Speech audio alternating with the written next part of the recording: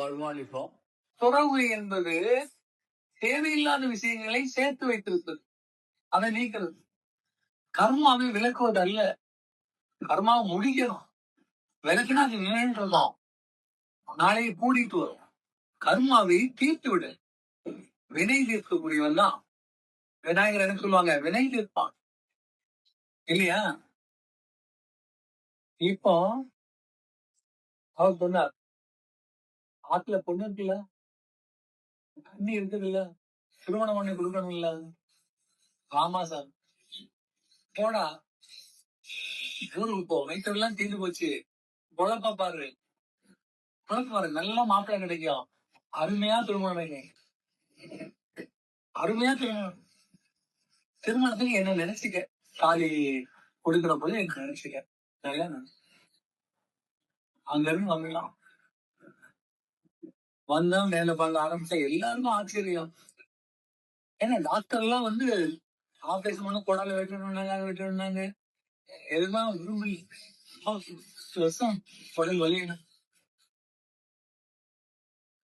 இப்போ தொழில நல்ல வருமானம் வர ஆரம்பிச்சு, பொண்ணையும் நல்ல இடத்துல திருமணம் பண்ணி. ஆனால் இப்போ இது வீட்டுல வணங்கக்கூடிய யாரா இருக்கிறார்? குருவாக மாறுவது. அப்போ ஞான அறிவு கிடைத்தால் மட்டும்தான் குருவை வழிபட முடியும். வீட்டுல வேற எந்த தெய்வமும் இல்லை. வரவங்கெல்லாம் கேட்பாங்க, அவங்க மனைவிட்ட கேட்பாங்க, என்ன ஒரு சாமியை காணோம்? அது இந்த குலசாமி, குலதெய்வமே குருதான். அவருடைய நோயெல்லாம் தீர்த்தது, எங்களுக்கு இவ்வளவு பெரிய வாழ்க்கை கொடுத்தது அவர் தான் பேசினாருமா, வேற எந்த தெய்வம் பேசலையே. நாங்க போய் அழுதுட்டுலாம் வந்தோம். முட்டின இடத்துல எங்கேயும் கண்ணு திறக்கல, இல்லையா? இவர் தான் இந்த கண்ணை திறந்தார். பேசுற தெய்வம் எங்க குல தெய்வம் குருநாதன் தான் எங்களுக்கு எல்லாமே. இப்ப அந்த அம்மாவுடைய பொறுப்பு தெரிஞ்சு பெண்கள்கிட்ட மற்றவர்கள்ட்ட எல்லாம் இந்த பரப்புறதாய் இவருடைய பரப்புரை. நினைச்சு பாருங்க, தொண்டு உங்களுக்கு எங்கேயும் ஆரம்பிக்க வேண்டியதில்லை, அது காத்து கொண்டிருக்கிறது. நீங்க தான் இறங்கணும், நீங்க தான் இறங்கணும். என்ன தொழில் யாரும் தொழில் எப்படி தேடுது? நீ உணர்ந்த உண்மைகளை அடுத்தவர்களுக்கு அறிவித்தாலே அதுவே தொண்டுதான். இதோட வேற பெரிய தொண்டு என்ன இருக்குது? இப்ப நல்லா யோசிச்சு பாருங்க. இவன் பக்கத்து ஆத்துல இருந்த ஒரு மாமா, அவரு கோயிலுக்கு எல்லாம் போகக்கூடியவர் தான், சாமிதான் கும்பிட்டு இருக்கிறாரு. அக்ரவாரத்துல இவன் படுற வேதனை பார்த்து ஒரு தடவை சொல்றான், அப்படி கேள்விப்பட்டிருக்கேன்.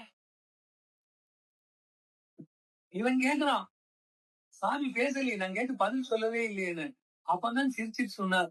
அவரு கிண்டல் சொன்னாரோ உண்மையா சொன்னாரோ தெரியல, ஏத்துற சாமி வேணும்னா நீ ஆழமா பார்க்கணும், இங்க பேசாது. யாரும் பண்ணலாம் அப்படி பாக்கன்னா காசி இப்போ அங்க ஒரு இருக்கிறாருன்னு சொல்லி அப்படி சும்மா கையை காட்டி விட்டார்.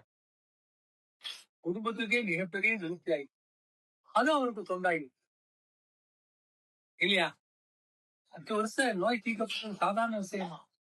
குடும்பத்தை காப்பாத்தி பொண்ணு கல்யாணம் பண்ணி கொடுத்து அவன் இல்லறத்துல இருக்கிறான், விட்டு போகல. குடும்பம் வேண்டாம்னு ஒதுங்கல்ல. நான் தான் சொல்லுவேன், ஞானத்தில் கர்மா என்ன வைத்திருக்கிறது அதை செய்யும். உன்னை சன்னியாசி மாதிரி வைக்கிறோம்னா அதுக்கு போ, தப்பு கிடையாது, அதுதான் விடு. குடும்பத்தோட இருக்குன்னா அப்ப முதல்ல நீ அது தெரியணும். அப்போ உன் பாடத்தை கற்றுக்கொள்வதுதான் ஞான பாடம். உன் பாடத்தை எப்படி கற்றுக்கொள்வது? உன் மனதிலேயே பதிக்கப்பட்டிருக்க, அதான் உன் புதையல். நீ தோண்டி எடுக்க வேண்டிய புதையல் உன் வரலாறு, உன் வாழ்க்கை பாடு. அப்ப அதை எப்படி தோன்றுவது? அகக்கண்ணார். யார் மூலமாக வழிகாட்டணும்னா குரு மூலம். அப்ப குரு உனக்கு நெற்றிக்கண்ணை திறந்து அந்த கருவில என்ன கொடுக்கணும்? அந்த காந்த சக்தியை அவர் தீச்சணும், ரிஃப்ளெக்ஷன் கொடுக்கணும். அப்ப ஒன்றை பார்த்தால் அதை தாண்டி செய்யக்கூடிய அந்த பவரை வந்து அவரு தான் கவர்மெண்ட் இருக்காரு. ஏன்னா அதான் சொன்னேன், யாருக்கும் அவங்கவுங்க தர்மா வளர்க்குற தகுதி கிடையாது. ஏன்னா உன் தர்மா எவ்வளவுன்னு உனக்கே தெரியாது. ஏன்னா எல்லாரும் சொல்லுவாங்க, நான் ரொம்ப படிச்சுட்டோம், ஏன்னா ஆண்டவருக்கு வேண்டியது என்ன போல சுத்தம் கிடையாது எல்லாம் சொல்லுவாங்க. சரி, அயோக்கியத்தனத்தை எல்லாம் சரி அவங்களுக்கே தெரியும். ஆனாலும் அவங்க அந்த சுத்தம்னு சொல்லிட்டு தான் செய்யணும். கேட்டுக்க வேண்டியது அது வழி கிடையாது. உண்மையான சுத்தம் எங்கே இருக்கிறது? உன் மன பதிவுகளில். அதே உனக்கு குருபுரான் தான் என் சுத்தத்தை காப்பது.